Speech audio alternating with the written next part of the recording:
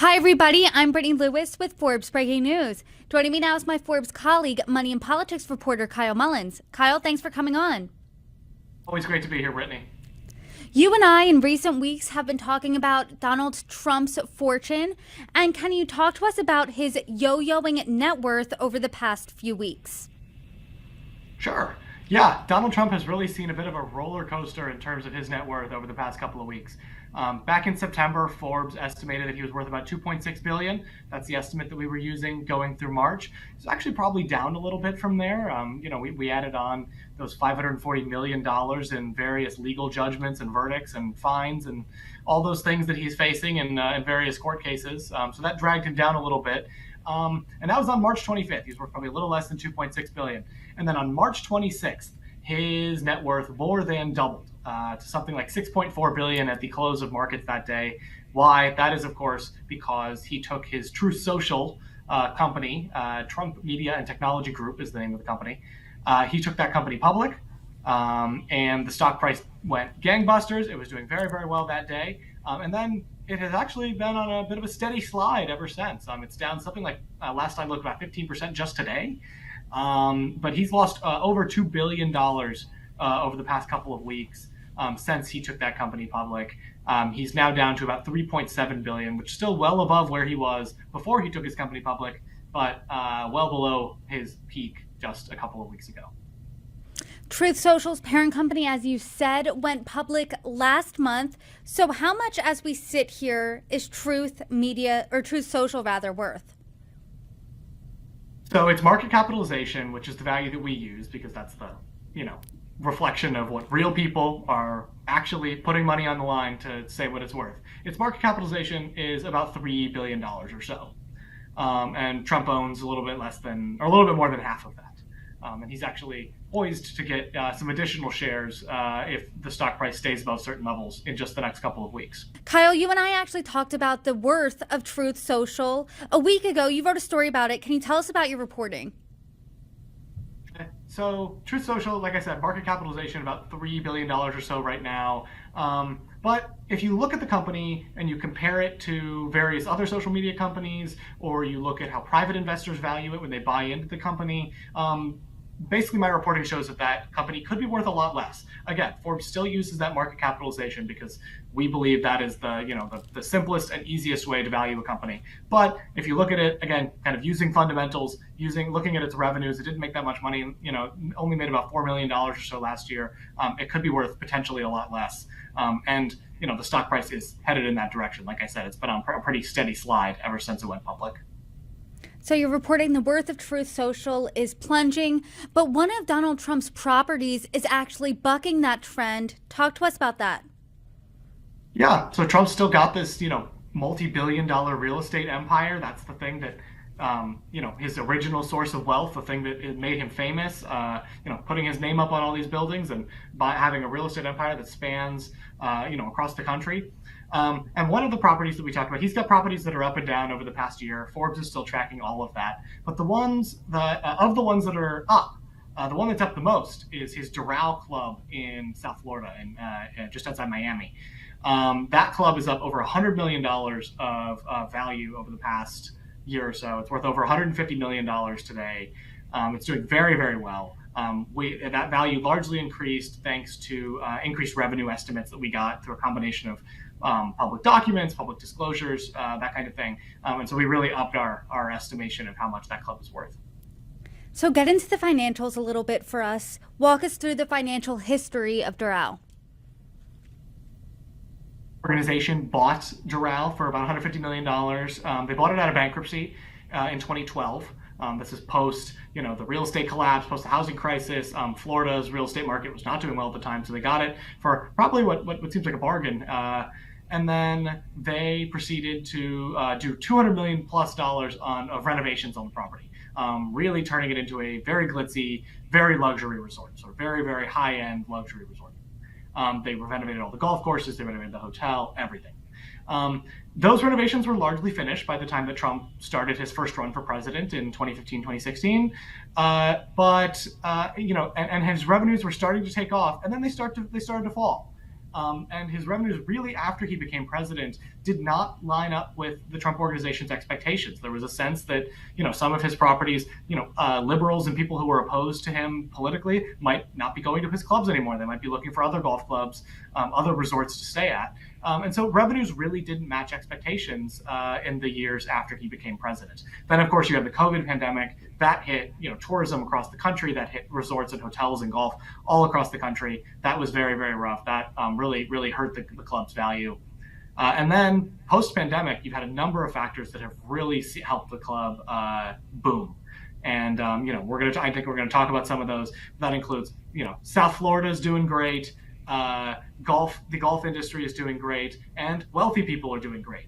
And that kind of intersection of all those things is helping Doral do really, really well.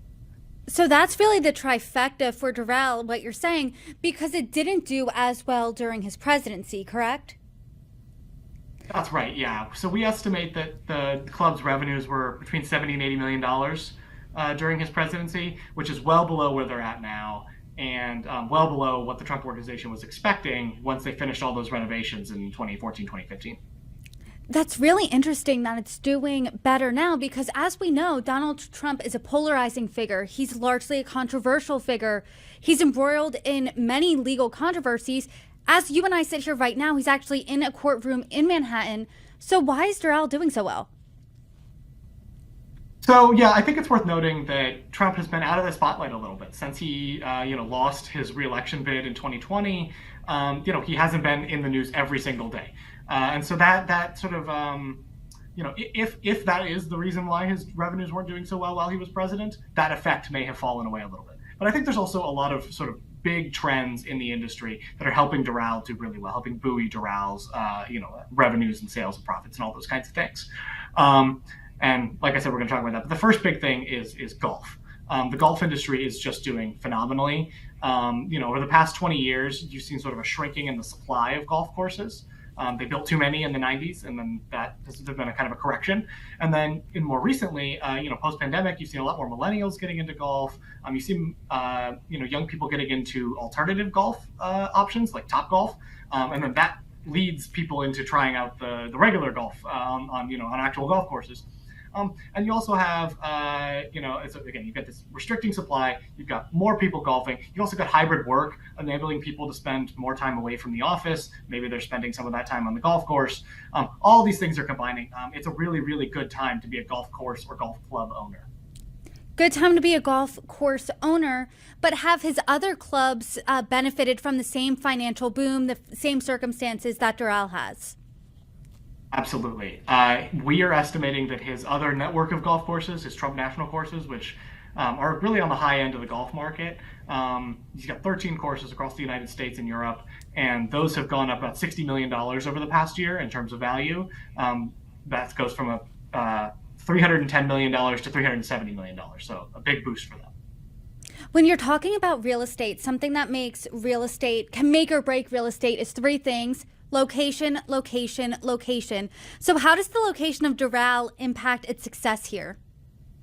Yeah, South Florida is hot, and it's not just the humidity. So the South Florida real estate market is just booming right now. Lots of people moving to Florida, of course. That's been true for the past 50 years, and it's true now more than ever.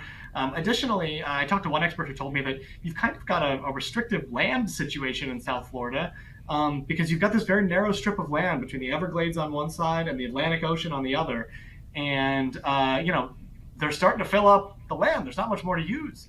So for a big sprawling resort like Doral, you got 4 golf courses, this big sprawling hotel and resort complex. For all of these things combined, all that land is just going up, up, up in value. So that's definitely helping boost Doral as well.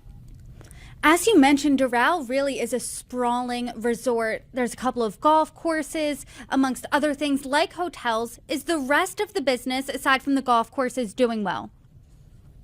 Yes, we see that his hotel is doing well. We see in documents, these are documents that came out in the fraud trial, we see revenues climbing year over year, over and over and over again on his hotel, on his food and beverage business, and of course on that golf side of business. And those are really the big chunks that we're talking about when it comes to sort of where's the money coming from for Doral. So yes, doing very, very well. And I think it's notable. I talked to some hotel industry experts who told me high-end resorts and high-end hotels are still growing in terms of their, in terms of month-to-month revenues. They're still doing pretty well. Some of the other, lower-end hotels have seen a bit of a reduction in growth and even some contraction in recent months and in the past year or so. But Doral and other high-end resorts seem to be the exception. A lot remains to be seen when we're talking about Donald Trump and looking forward to the next year, next few months. As we said, he's facing quite a few legal hurdles. He's also his party's presumptive nominee. And as you said earlier, Doral didn't do as well when Donald Trump was president. So is there any bad news on the horizon right now when it comes to Doral? There's nothing specific that Doral needs to watch out for, but I think there's a couple of different things. First, as you mentioned, there's this X factor with Donald Trump, right? There's just this idea that he kind of brings an unpredictability to every business that he owns and every situation that he's in. So who's to say how the Doral is going to do if he's the next president? We actually don't know, and it's kind of hard to say. Additionally, you have some other larger factors. If we have a cooling economy, we're getting further away from that post-pandemic stimulus period. We might start to see a cooling of interest in those high-end resorts as well. And then South Florida also, I said it's booming, but it's also got its own challenges. In particular, following a number of big hurricanes and just the climate change is getting worse and these kinds of things. Insurance in South Florida is starting to get really, really unaffordable, and that's really hitting the real estate market there. It's really starting to bite. So the combination of all these different things, Doral has a number of possible hurdles on the horizon that it needs to consider. So then, to your point, what's next for Doral? The Trump Organization has proposed an expansion of the resort.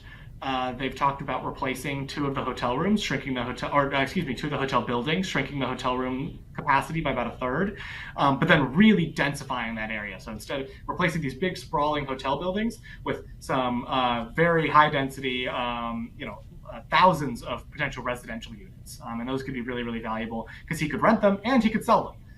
And that could be really useful. And then he also wants to develop some more of that space into commercial space, retail space, event space. All these kinds of things are potential it's a big investment, right? But potential future revenue stream for the club. I do want to talk about the politics of Florida and how that plays in here specifically. Since Florida is now a red state, does that help Trump's businesses? And overall, does the Trump name help or hurt his properties?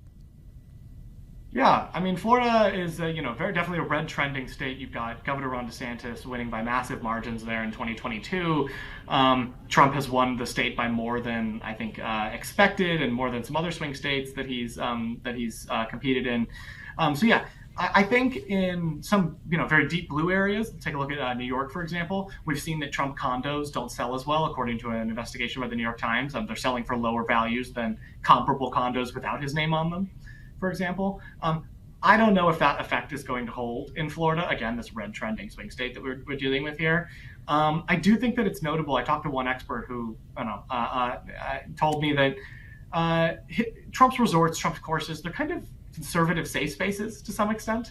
At this point, if you go to one of those, if you're eating a steak dinner at one of the restaurants at Doral, or playing golf on the course, you're probably not going to hear someone complaining about Trump, or complaining about how crazy Trump is, or how could anyone vote for Donald Trump, that kind of thing. You're not going to hear that because, for the large part, it's conservatives who are going to these clubs at this point. So this could be again, kind of a business opportunity for them. Kyle Mullins, per usual, great conversation. Thanks for your reporting. Always great to be here, Brittany. Thanks for having me.